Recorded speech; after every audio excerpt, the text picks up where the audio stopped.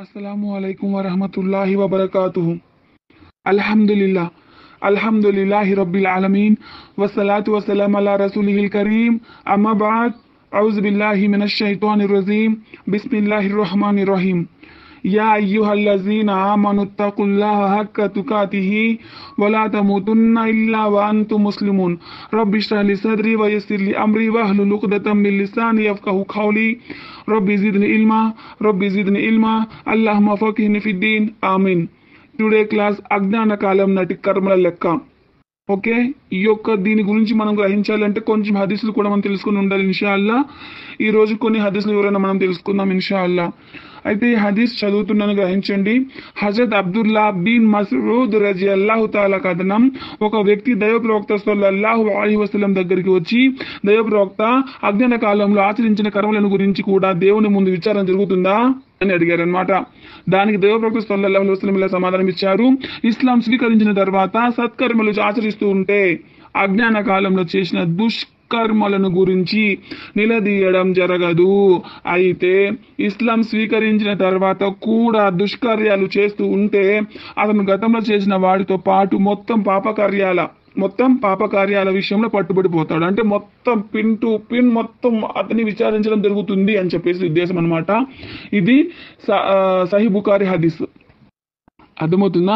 ఇంకొక హదీస్ ఏమిటంటే, Hazrat Abdullah bin Abbas రజియల్లాహు తఆలా కథనం, కొందరు బహుదైవ ఆరాధకులు గతంలో అనేక మంది అమాయకులను చంపేశారనమాట. చంపేసి హత్యలు చేసి నేరాలు చేసి వ్యభిచారాలు కూడా లెక్కలేని వ్యభిచారాలు చేస్తున్నారు.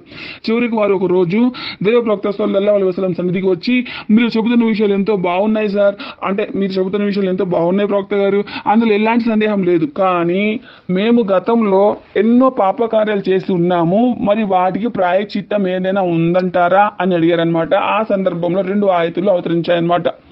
అది ఒకటి వచ్చేసి అల్ ఫుర్ఖాన్ 68వ ఆయతు, వారు కరుణామయుని భక్తులు, ఒక దేవుణ్ణి తప్ప మరెవరిని మొరపెట్టుకోరు, దేవుడు నిషేధించిన ఏ ప్రాణిని అన్యాయంగా హతమార్చరు, వ్యభిచారానికి ఏమాత్రం పాల్పడరు, ఈ పనులు చేసేవారు మాత్రం తమ పాప ఫలాన్ని అనుభవిస్తారు. ఒకటి ఏంటంటే, కరుణామయ భక్తులు ఎలా ఉంటారంట, ప్రతి చిన్న పెద్ద తప్పులకు దూరంగా ఉంటారని చెప్పేసి అలా ఇక్కడ తెలుపుతున్నారు. ఇంకా వ్యభిచారాల జోలికి కూడా పోరు, వ్యభిచారానికి దరిదాపులకు కూడా వారు పోరు. ఒకవేళ వారిలో ఈమాన్ ఉండి, అర్థమవుతుందా, వారిలో ఈమాన్ ఉండి వారు అల్లా యొక్క దాసులు అయ్యి ఉండి కూడా అల్లా చెప్పిన ఏదైతే దేవుడు నిషేధించిన ప్రాణిని హతమార్చడం, హత్య చేయడం, ఒక ప్రాణిని హత్య చేయడం కానివ్వండి, వ్యభిచారానికి పాల్పడడం కానివ్వండి, ఇలాంటి పనులు చేస్తే మాత్రం వారు చేసిన పాపాలకు అల్లా సుబ్హానహు వ తఆలా శిక్షను విధిస్తాడు అని చెప్పేసి ఉందన్నమాట. అదే సమయంలో ఇంకొక ఆయత్ కూడా అవతరించింది. అదేంటంటే అజ్జుమర్ 53వ వాక్యం, ఓ ప్రవక్త సల్లల్లాహు అలైహి వసల్లం, వారికి తెలియచేయి, ఆత్మవంచనకు పాల్పడిన నా దాసులారా, దేవుని కరుణ పట్ల నిరాశ చెందకండి, ఆయన మీ పాపాలని క్షమించగలడు, ఆయన గొప్ప క్షమాశీలి, ఆయన మీద కరుణామయుడు. అంటే వీళ్ళు వచ్చి అడిగారు కదా, మేము గతంలో అజ్ఞాన కాలంలో చాలా తప్పులు చేశాం కదా, చాలా పాక్షికంగా వ్యవహరించాం కదా, వ్యభిచారాలు చేశాం కదా, హత్యలు చేశాం కదా, మరి మాకు ఏదైనా ఉందా, మరి దానికి ప్రాయశ్చిత్తం అని చెప్పి అడిగారు కదా. దానికి అల్లా సుబ్హానహు చెప్తున్నారు, మీరు అల్లా యొక్క కరుణ మీద నిరాశ చెందకండి, ఆయన మీ పాపాలన్నిటినీ క్షమించగలడు, ఆయన క్షమాశీలుడు. కాబట్టి మీరు సత్కార్యాలు చేస్తూ పోండి, అల్లా క్షమించడేమో అని చెప్పేసి కుమిలిపోవద్దు, మీ ఆత్మలకు మీరు అన్యాయం చేసుకున్నారు, నేను క్షమిస్తాను అల్లాహ్ తలిస్తే అని చెప్పేసి ఇక్కడ వాక్యం అవతరించింది అనమాట. అంటే 2 ఉన్నాయి. ఒకటి ఏంటి, వారి యొక్క పాపాలకి శిక్ష అనుభవిస్తారని చెప్పేసి ఒకటి ఉంది, మరొకటి ఏంటి, ఆయన క్షమిస్తాడు అని చెప్పేసి ఉంది. అంటే ఏంటి ఇక్కడ, ఒకటి మనకు తెలిసి కూడా, మనకు తెలిసి అల్లా యొక్క